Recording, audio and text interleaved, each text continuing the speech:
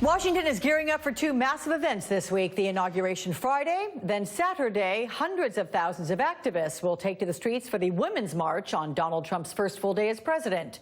With me now, one of the national co-chairs of that march, Tamika Mallory. Tamika, with a welcome to you. This thing has certainly caught fire. I mean, I understand this started from one woman posting something on Facebook, and now here we are with one of the biggest events in D.C. So what can we realistically expect? Well, we can expect a diverse group of people coming together from all walks of life, not just women. Women are leading. Women will certainly be there in large numbers, but our families are coming out to support us and to support the platform and the issues. And you can expect to see people there who are in the area of climate justice. Racial justice issues will be brought to the table. Economic justice, reproductive rights, all of these issues will be in one place, which is actually very historic. We have not seen this type of convening and collaboration of groups with so many different issues coming together at once. So again, just one woman got this thing going. I mean, how did it start? So Teresa Shook, a woman from Hawaii, sent out an invitation to 40 of her friends, and that invitation of 40 turned into 10,000 by the next morning, and now hundreds of thousands. And it really shows you the power of grassroots movements and the power of social media.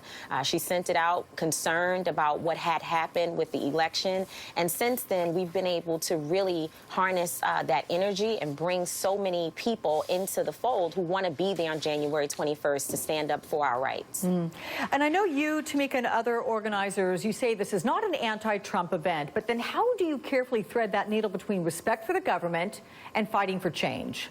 Well, I think if we go to Washington, D.C. just to talk to Donald Trump, we've missed the mark. Obviously, Donald Trump is important, but I believe that that is a disease. He's not the disease. He is a symptom that has always existed. And so these folks who are coming together, from the NAACP to Planned Parenthood, to all the organizations that are joining, we have over 300 partners. These are folks who've been out here fighting the fight. And so this is a continuation of the work that we've already been doing. People will be joining together on January 21st to help some folks who may not know what movement has existed. They may not have been involved. They're going to receive ways and entry points so that they can join and work with us. So this is going to get a lot of attention on Saturday, but what do you want these people to do on Sunday, on Monday, on Tuesday after? Well, obviously, the January 22nd is more important than the 21st.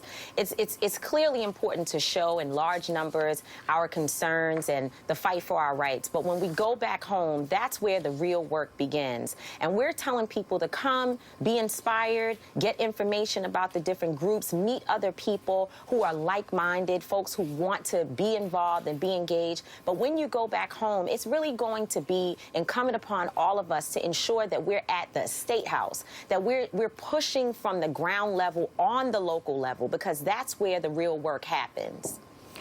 Tamika Mallory, National Co-Chair of the Women's March, which will be this coming Saturday. Thank you so much for your time and explaining it all to us. Thank you for having me, Alex.